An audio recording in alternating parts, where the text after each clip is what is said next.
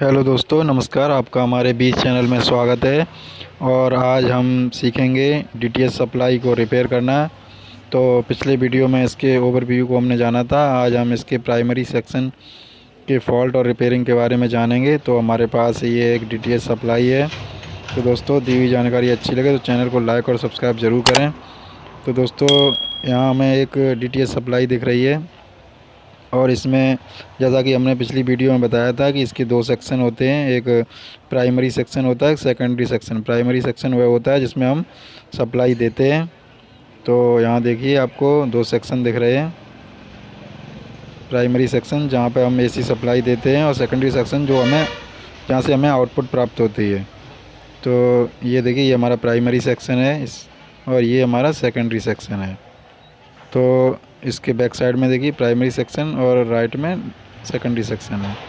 तो इस सेक्शन में लगे हुए कंपोनेंट्स के बारे में हम जानेंगे। ये देखिए, यहाँ पर पावर दी जाती है। ये इसका फ्यूज होता है। यहाँ पर ये कॉइल दी हुई है और ये ब्रिज रेक्टिफायर के 4 डायोड लगे हुए हैं। ये एक इलेक्ट्रोलाइट कैपेसिटर लगा है जो कि हमारी डीसी को फ़िल्टर करेगा। ये आपका 47 माइक्रोफैरड 450 वोल्ट का कैपेसिटर है, इलेक्ट्रोलाइट कैपेसिटर। और इसमें देखिए 2 टाइप के और कैपेसिटर लगे हैं, पेपर कैपेसिटर, और ये आपका पीले कलर का बॉक्स आपको दिख रहा है, वो भी आपका कैपेसिटर है। और ये एक स्विचिंग आईसी है और ये हमारा एसएम ट्रांसफार्मर। तो प्राइमरी सेक्शन में कुछ ये कंपोनेंट हैं। यहाँ पर एक ऑप्टो कपलर है जो हमारे प्राइमरी सेक्शन और सेकेंडरी सेक्शन को कनेक्ट करता है।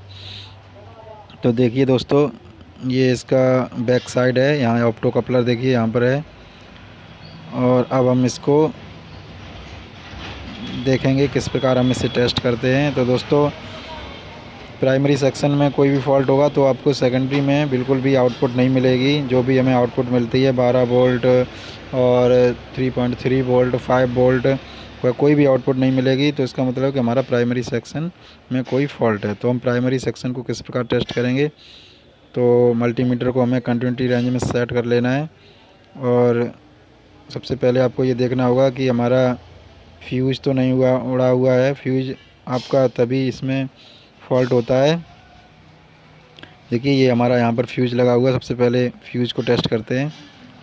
और फ्यूज़ को देखिए हमने यहाँ पे टेस्ट किया मल्टीमीटर से, तो ये कंटिन्यूटी आ रही है। इसका मतलब हमारा फ्यूज़ सही है। अगर फ्यूज़ उड़ जाता है तो ये आपका शॉर्टिंग की वजह से होता है। अगर आपका स्विचिंग आईसी ख़राब होती है या इलेक्ट्रोलाइट कैपेसिटर या डायोड कोई शॉर्ट हो जाता है तो शॉर्टिंग की वजह से फ्यूज़ उड़ जाता है। तो हमें ये सारे कंपोनेंट चेक करने पड़ेंगे कौन सा कंपोनेंट हमारा ख़राब है। यहाँ पर देखिए, ये हमारी एसी सप्लाई इन 2 पॉइंट पे आएगी। तो यहाँ पर भी कोई भी मल्टीमीटर शॉर्टिंग नहीं दिखाना चाहिए। तो ये देखिए 2 पॉइंट जिस पर हम एसी सप्लाई देंगे वो ये 2 पॉइंट हैं, ये देखिए। और यहाँ पर हमारी एक कॉइल लगी हुई है, इंडक्टर कॉइल। ये देखिए कॉइल लगी हुई है। इन कॉइल का ये 2 पॉइंट हैं, दोनों पर ये कंटिन्यूटी देगी। देखिए, ये एक वायर है कॉइल का, ये एक वायर कॉइल का है, तो ये देखिए कंटिन्यूटी दे रहा है। और दूसरा कॉइल का वायर है, वो ये कंटिन्यूटी दे रहा है। अगर ये कंटिन्यूटी दे रहे हैं तो इसका मतलब हमारी कॉइल ख़राब है। तो इस तरह से आप कॉइल टेस्ट कर सकते हैं। और अभी देखिए इसमें कंपोनेंट को, ये 4 डायोड हैं आपके, जो कि रेक्टिफायर, ब्रिज रेक्टिफायर है हमारा। IN 407 डायोड इसमें होता है, 4007 डायोड। और इन डायोडों को भी हमें टेस्ट करना है। तो एक एक करके सभी कंपोनेंट को आप देख लें कि कौन सा कंपोनेंट फॉल्ट है। तो देखिए, हमने अभी फ्यूज़ को चेक किया और एसी प्लग जहाँ हमारा लगता है वो चेक किया हमने।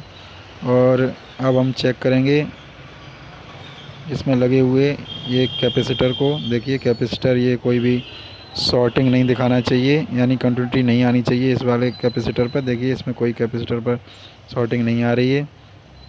और इसके बाद हम टेस्ट करेंगे आपका जो ट्रांसफार्मर हमारा लगा होता है। तो ट्रांसफार्मर में 4 पिन होती हैं। पहली 2 पिन आपकी कंटिन्यूटी देंगी और उसके अगले वाली वो 2 पिन भी आपस में कंटिन्यूटी देंगी। तो इससे आपको कंफर्म हो जाएगा कि आपका ये एसएम ट्रांसफार्मर ओके है। देखिए, ये प्राइमरी साइड में।